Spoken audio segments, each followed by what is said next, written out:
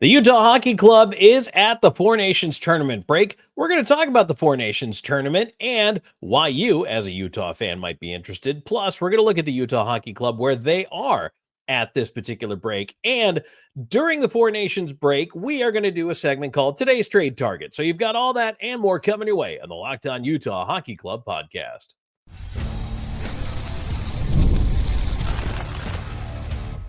You are Locked On Utah Hockey Club, your daily podcast on the Utah Hockey Club, part of the Locked On Podcast Network, your team every day. Hello, everyone, and welcome into the Locked On Utah Hockey Club podcast. Thank you for making us your first listen every single day when it comes to the Utah Hockey Club. I'm veteran NHL voice Tom Callahan, joined by longtime team analyst Robyn Leaño. We are the dynamic duo that's going to talk about where the Utah Hockey Club is right now at the Four Nations break, and that means their NHL status, but also we're going to talk about this Four Nations tournament and why you as a Utah fan may be interested in following along here as the NHL tries something a little different instead of an all-star game. And then we have a segment we're going to do for the next couple of weeks here called Today's Trade Target. It's going to look at players on this Utah Hockey Club and say, why is this guy a good trade target? Why would another team want him? What could the possible return be? I think Utah is going to be active. And Robyn, there's just so much time now, downtime really, for the most part, with two exceptions for the Utah Hockey Club. They're going to get a chance to rest, to recharge, and try to, I guess, get healthy for a pretty good stretch run here. It is a really important week for the Utah Hockey Club in that sense, right? We talked about in a very important week for the Utah Hockey Club when it comes to, hey, we got some really crucial games coming up. But in this case, it's really important because, well, yeah, of course, there's going to be a couple of players going on over to the Four Nations tournament, representing their home country. But there's also the ability just to, as you said, kind of regroup. Get things back in order. Those that are injured, we know who they are.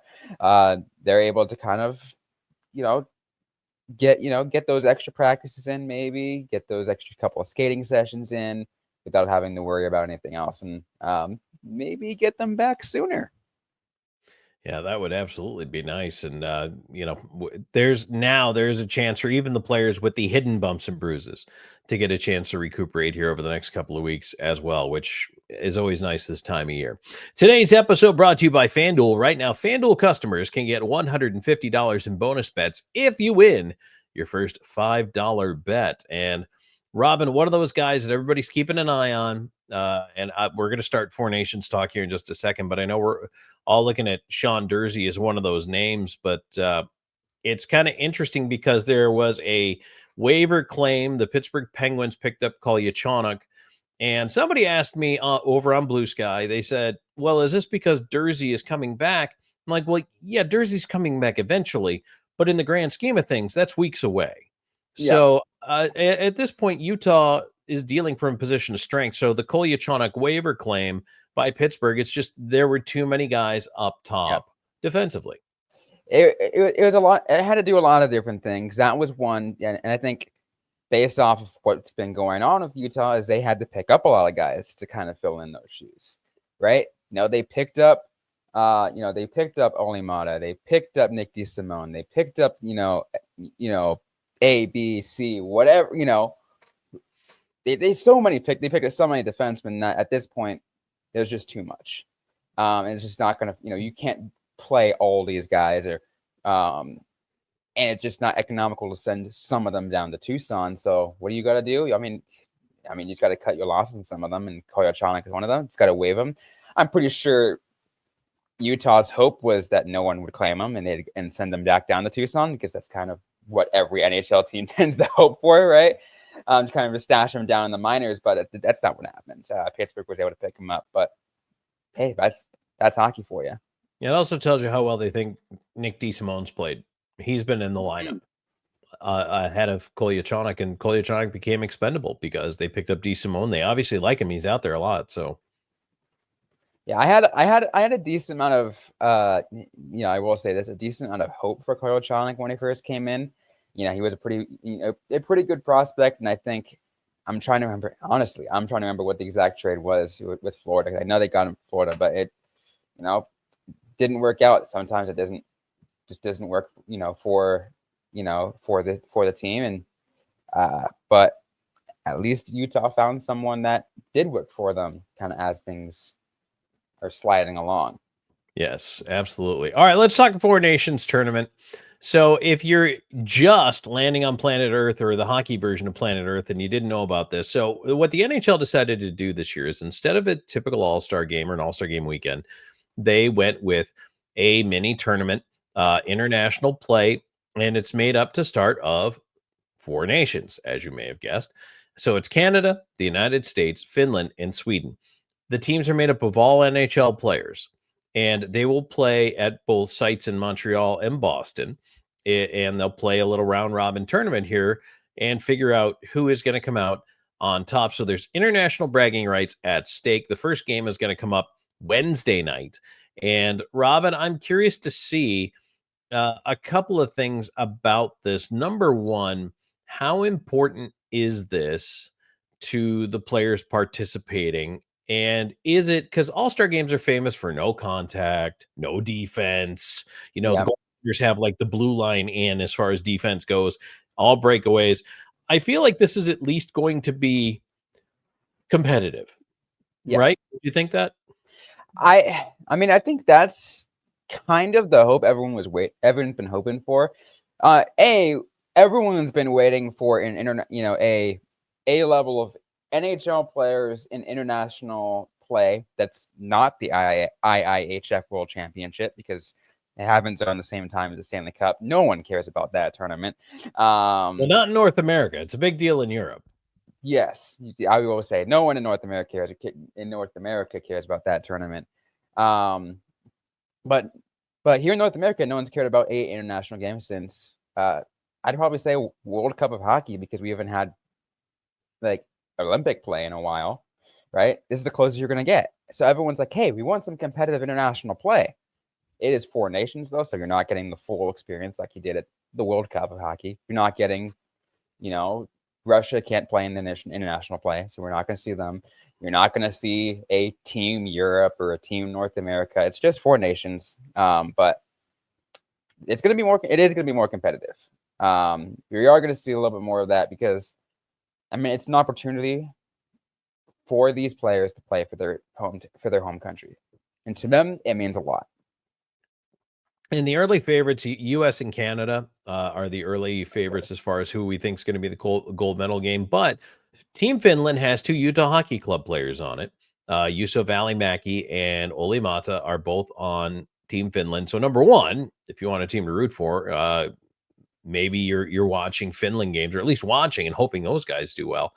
Yep. But Robyn, here's the thing: in international competition, and again in a short tournament, goaltenders can steal a tournament for you. And that's why somebody says to me, Tom, what could be Canada's weak point?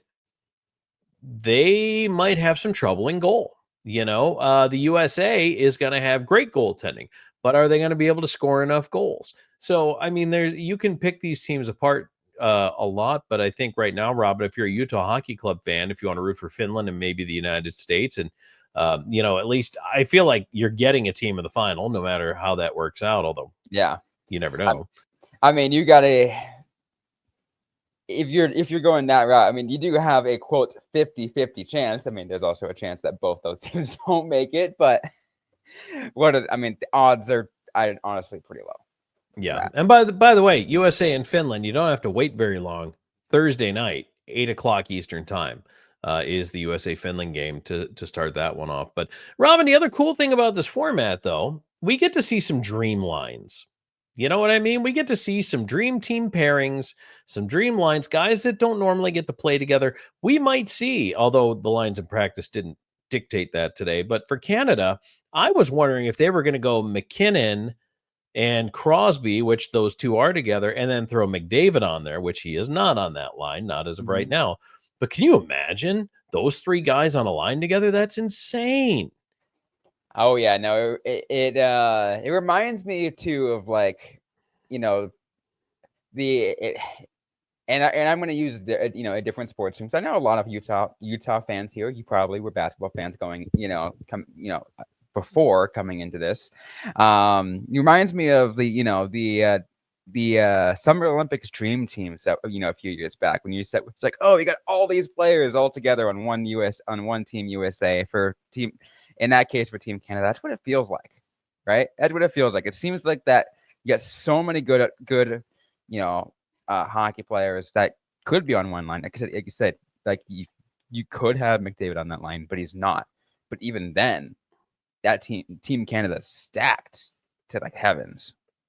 Yeah, and that's the thing about these teams is that you get to see some pretty cool stuff. If you've ever wanted, say, Austin Matthews to play for your team, well, if your team's not Toronto, it can at least be Team USA.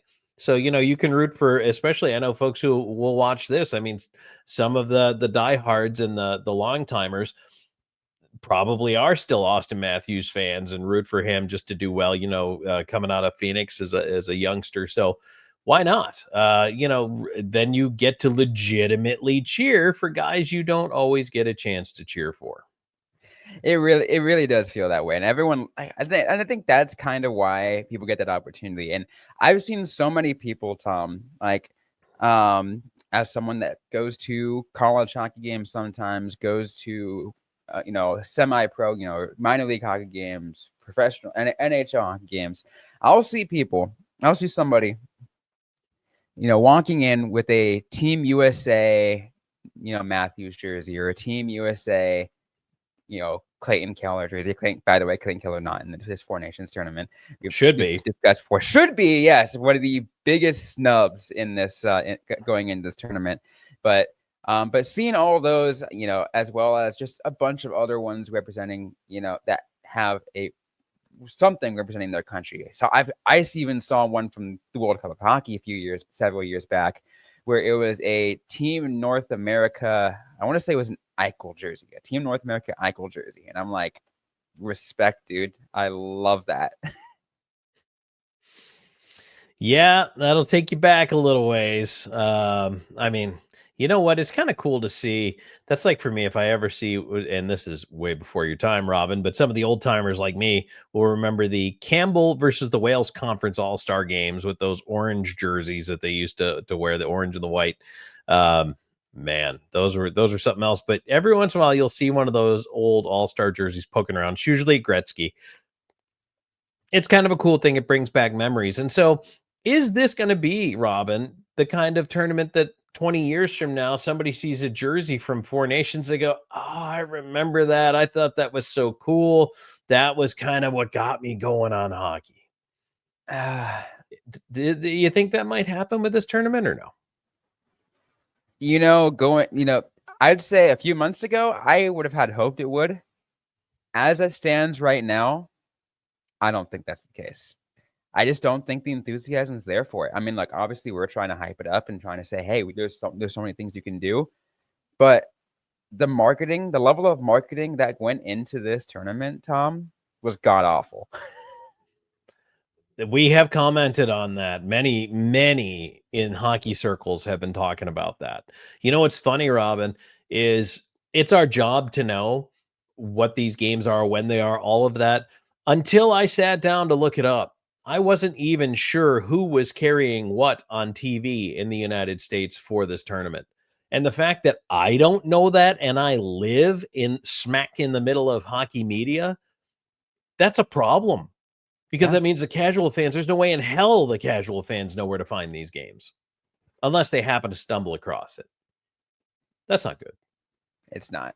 And that really that really tells you something too, Tom. I'll add this too, because I'm somebody, and I've been pretty vocal about it, that loves watching international games. Right? I love paying attention to national games, and then like I hype myself up for it. More specifically, when the world junior championships are coming, every around that new, post Christmas, around New Year's. That's always one of my favorite times of the year. It goes and watch the world junior championships. But when it came to this, to be honest, Tom, I almost forgot about it too. I was like, oh wait, that's right, it is this weekend. It is this week. And again, I'm not gonna lie and say, hey, yeah, we're hyping this up as much as we can, but like it's to me, it just it just feels like it's just here. Yeah, I agree. All right, let's take a look at where Utah is at the break here at the Four Nations break. They're off for 2 weeks, and we're going to evaluate where the team's at. Plus, today's trade target. Utah Hockey Club has plenty of players that other teams covet. Who are we going to talk about today? Well, we'll get to that.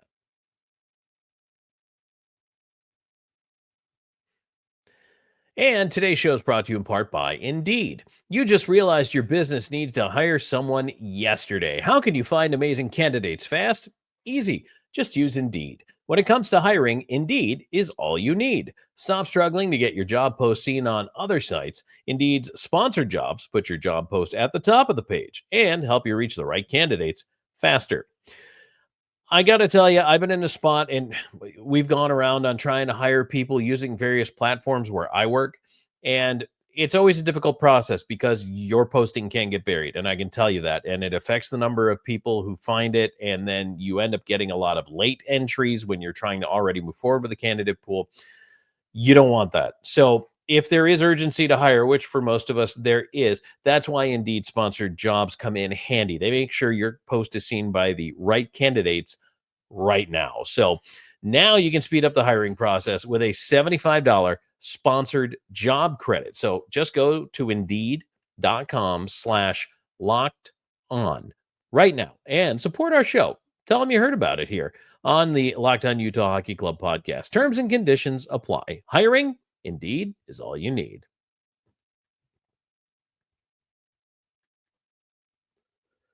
So I'm Callahan, Robyn, Leaño here with you. Please hit the subscribe button if you haven't already. We appreciate you being here with us. If you're on the YouTube side, also click the bell so you get the notifications and give us the thumbs up. Helps us with the algorithm and helps your algorithm know that you love great hockey content like this. We do thank everybody as our subscriber numbers keep climbing and Robyn and I continue to try to be entertaining and informational, although neither one of us. Actually, Robyn, can you juggle?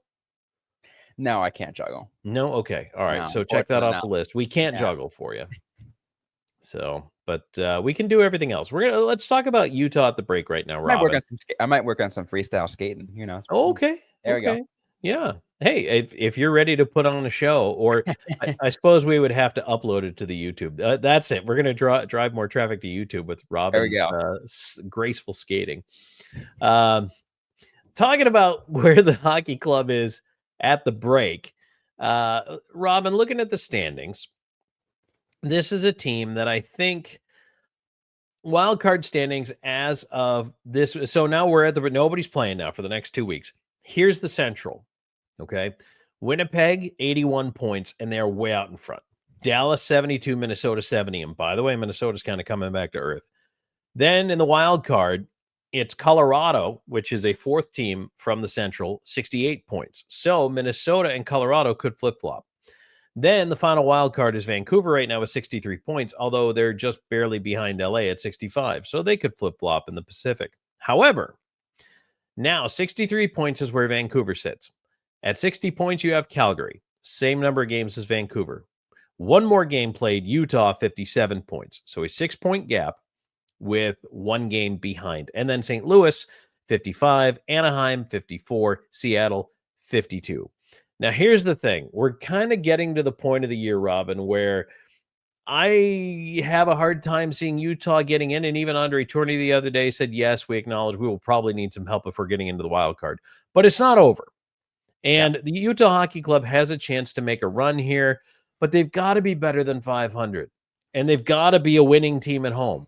And they are neither of those two things. They're 4-4-2 in the last 10. And they're in a stretch right now, which we talked about, running up to the trade deadline, March 7th, where they got to play 10 of 14 at home. And they really haven't taken advantage of playing at home this year. So when you see a 6-point gap, when you know the trade deadline with no games played in the next 2 weeks is essentially a month from now, where do you assess Utah Hockey Club to be at this break? It's complicated because I love where, I love talking all the hype that we had about this team, right? I love that we would be like, oh yeah, this team could potentially be a playoff team. This team can be here. This team can be there.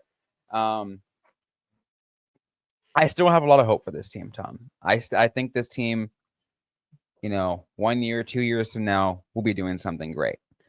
That said, I am still seeing the youth, the gaps of a youthful team pretty darn clearly. Whether it's those simple fundamental mistakes we've talked about in the past, right? Where it's making dumb penalties, or taking stretch passes that all of a sudden you get create turnovers, and all of a sudden you get 3-on-1 scenarios going back the other way. Like, those are not marks of a good hockey team. So they still got ways to learn. I think you can't hide behind being a young team anymore. They've been a young team for 5 years. They're not young anymore. They're getting to be a middle-aged team, making young mistakes. That's bad. To me, again, part of it's coaching. Part of it is the makeup of the team. I think all of those things have to be held accountable here. Yeah. And they need to be better in a lot of areas. Now, some of these things are symptomatic of the following: injuries to the defensive core all year, and a patchwork quilt of a D that wasn't even stitched together until just before training camp, really, and since then has been an ever-evolving piece. That does not help. And I predict probably half of the guys wearing defensive uniforms right now will not be here past the trade deadline. Certainly not into the summer. A lot of these one-year contracts or players who, could go in and be rentals for a team, I think have value, and I think they'll end up moving those players. So there's still some building to do. I still think they're trying to acquire the chemistry. Honestly, they're right where I wanted them. Doesn't that sound weird? But at the beginning of the year, that's what I said. I want to see them in the conversation around the trade deadline. I didn't think they'd be in, which they're not. But I said, I want to see them in that 9, 10, 11 spot. Well, guess where they are? They're in 10. So that's where I thought they'd be. And next year is when I think they make it into the playoffs. I think this year they have one more year of cap space capital to work with. I think they have attractive players at the deadline to work with, but they're just not there yet. And Robyn, what I'm starting to see, though, what kills me, and you talk about it all the time, the phrase you like to use, consistently inconsistent. Mm-hmm. At some point, this team needs consistency. And when they needed it was probably 2 years ago, but they still haven't had it. And that, to me, is the biggest thing. Like, down the stretch, all I want to see is this team with a consistent 60-minute effort. I know you're not going to do it most nights, but give me 2 out of 3 periods every night, and get rid of the naps. I just haven't seen that yet. And to me, that's real growth when you get rid of those things. They just haven't made it to that point yet. So I think, again, they're sellers at the deadline. They're not going to play their way in to that wild card spot between now and March 7th for sure. So I think they're just going to take advantage of what's out there. But I don't expect them to make rash decisions either, because they are on the cusp of being a playoff team. So, and I think that there needs to be that level of distinction to be said. And I use the term soft seller versus hard seller. In a similar way, you can just say they're going to be a seller versus going on a fire sale. This team's not going to go on a fire sale because they're not giving up. They're just tweaking their assets now for later, for next season or even the 2026 season or whatever we're looking at this point. And I feel like that that definitely needs to be said, because there are people like, oh, there's no way they just completely sell at the trade deadline because they're almost there. Like, no, that's not how it works. especially where they're at. Because they don't want to make any risk. They don't want to take any high level of risk that eventually is going to hurt them next year, the following year. Yep, and that's it. You've got to be smart. It's a long game. It's not a short game. They are not running for a cup this year. It is a long game. So, and there's a reason why a lot of people have called Bill Armstrong Bill the Builder. He's got it.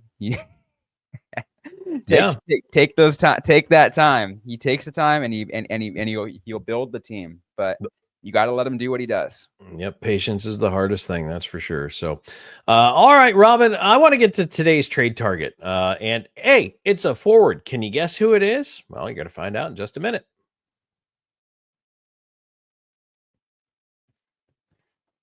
And today's episode is brought to you by FanDuel. When the game tips off, the NBA action is just getting started, and there's no better place to get in on it than FanDuel, America's #1 sportsbook. With FanDuel, you can place live bets throughout the game, so even if you missed the opening tip-off or wanted to bet on a fourth quarter comeback, you can stay in the action. And if you're looking for a bigger payout, you can even combine your live bets into a same-game parlay. You know, I love going on same-game parlays, by the way, and when it comes to FanDuel, I actually did one for the Super Bowl just over last weekend, and ended up actually coming really close. I didn't end up winning. I came pretty close. Made a lot of, I'd say like out of a 10 leg, like 9 out of 10. But it came close. It was a pretty good feeling that I knew what I was doing. I absolutely loved the fact that it just kept me in the moment and kept me excited going into the game on two teams I really didn't care about. But you can do that across all sports. And I'm talking about here in the NBA, and you can do it in the NHL. You can do it in, cricket, or really whatever you want. FanDuel will get you covered. And right now, FanDuel customers can get $150 in bonus bets if your first $5 bet wins. Once again, that's FanDuel.com to join today. That's FanDuel.com for your shot at $150 in bonus bets. Make every moment more with FanDuel, the official sports betting partner of the NBA. All right, back here for the final segment here, Locked On Utah Hockey Club podcast. Tom Callahan, Robyn Leaño here with you. And Robyn, so we're going to do this during this Four Nations break while there's no games going on. Today's trade target, the first week, I want to do players on the Utah Hockey Club that I think other teams are going to target. And then next week, I want to talk about players on other teams that Utah might want in return. I am actually going to start with a pretty big name here today and stir the pot right away, get everybody talking. Here, fire up the rumor mill for Lawson Crouse. I think Lawson Crouse is a trade target. And for reasons, if you've been around the game for a while, you know the name Tom Wilson, and you know that everybody except Capitals fans hates Tom Wilson. Yeah. There's a reason for that. Number one, he plays over the line a lot, which I don't like. But he plays physical. He plays tough. He is the most annoying creature for either side every time he suits up. But he's effective, and he can score goals. He can make things happen. He can throw hits. He can get you off your game. And we saw that against Washington. I think Wilson scored twice against the Utah Hockey Club. That's the kind of player Lawson Crouse can be. Now, is he having a Tom Wilson-like season? No, not his best offensive season. He's got 12 points in 53 games. But he's a big guy. He can throw the body. He can play all sides of the puck. He can be PK, PP, and 5-on-5. He can be a 20-goal guy. He's been there the last couple of seasons. And he's not super expensive. 2 years, $4.3 million. That's not bad. That's not bad at all. So now look, is Lawson Crouse a player that Utah's looking to part with? No, because he can be a valuable addition. However, Lawson Crouse on another team, I think with a breath of fresh air and a new start, would go back to being the player that we've seen him be when he is dominant. Lawson Crouse, put him in a playoff run, and I think he instantly makes a team that is a mid-pack contender a top-level contender. I think he's that valuable. So that's why he is my trade target for today. Just starting straight off with the associate captain. That's a really bold move there, Tom. But I mean, I get it, though. I think especially, too, with the way his season has gone with Utah this year, maybe he wants to turn things around. Maybe it's just, maybe he just doesn't, just the scenery is just not fitting. Maybe it's just not, maybe he just wants something where he can be that guy, whatever it might be, and again, maybe even he doesn't want to move, but some team will definitely try to pursue that and try to maybe convince him, like, hey, we got what we were looking for. You can be that guy. And so don't forget, healthy scratch late last week, then came back from his trip to the press box, had a pretty impressive game on the return. But you need that guy all the time. And not just when you learn a lesson by sitting out a night. And I think that, again, back to the, consistently inconsistent across the entire roster, Lawson Krause is part of that.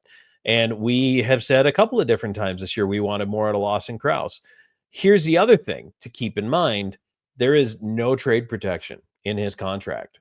So if there is a deal that is appealing to the Utah Hockey Club, Lawson Krause could go, and there's no checking with the player, getting a list or any of that stuff. So he's available for the right price. The question then on the other side of it becomes, what is the price for a player like that? Because as I've said, he instantly makes anybody better.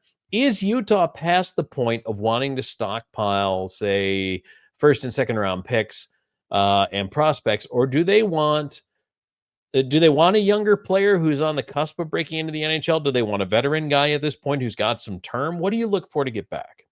At this point, I would say if I'm Bill Armstrong, Tom, I'm looking for another roster player. I'm looking for someone who can contribute now. But I think it does go in that sense, as you kind of alluded to. It needs to be a younger player, one that's gonna probably produce for a potentially longer period of time. Because where the Utah Hockey Club is now, we've talked about it. We've kind of mentioned it, that they are on the verge. They're not there now, but they are on the verge of being a bubble playoff team, being potentially getting right into that wild card spot. They need a player who can contribute, who can make that happen.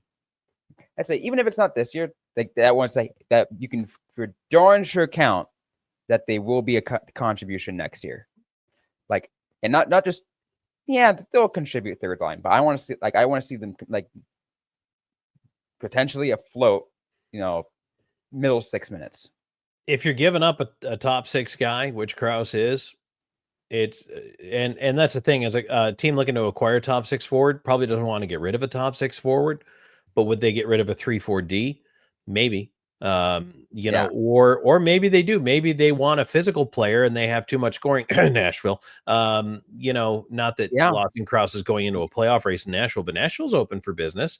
Nashville probably could use some more grit, honestly. I think they signed a lot of finesse. I used to have an old coach in the minors who used to say, hey, less Swedish, more Finnish.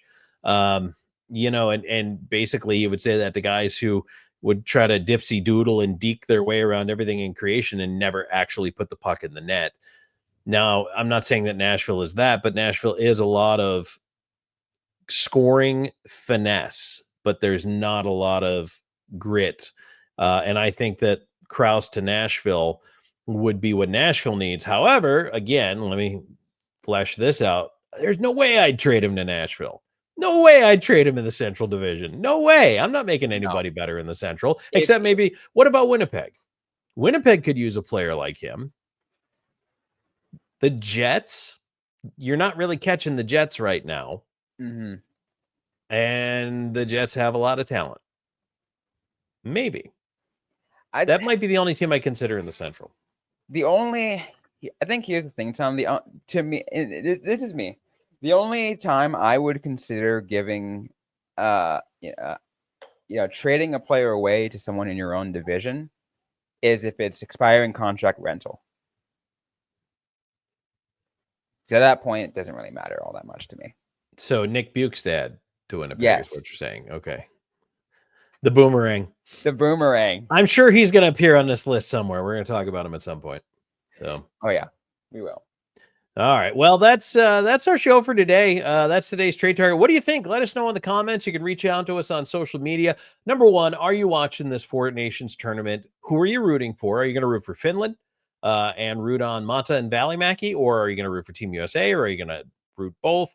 And then where do you think Utah is at the break? And what do you think of today's trade target? Does Lawson Krause make sense to even move for the Utah Hockey Club. So, Robyn, where can they find us to yell at us about how wrong we are on these things? You can find us everywhere you get your podcast, including on YouTube, as well as on social media at LO_NHL Utah, as well as at Locked On Utah Hockey, the latter on TikTok and Blue Sky, the former on X, Instagram, and Threads. I am personally at Robyn_Leaño on X and at Robyn Icetime on Blue Sky. Also, you can find me as at Tom Talks on Blue Sky. And over on X, I'm spending less time there, admittedly. So really, find me on Blue Sky at Tom Talks. But at Callahan on air, I'm still making posts over there, but I am not so much participating, let's say. So Blue Sky is your best bet. You can follow us all there. You can send to interact with us, ask us a question. We might answer right back on a future episode of the show. And again, just don't feel free to mention us, do anything about that. We like to talk with all our fans and just have fun conversations. Sometimes I might take a little bit to respond because I'm tired as hell of working my day job, but I still will respond. Little crusty, but you'll get your response. There you go. A little caffeinated. Robyn will be a little caffeinated. So, but all right. Well, that's going to do it for this show. Thank you very much for being here. If you haven't already, please subscribe. We appreciate you being a part of everything and support our sponsors as well. It keeps us going. And we love what we're doing. We hope you love it too. And we will talk to you next time on the Locked On Utah Hockey Club podcast.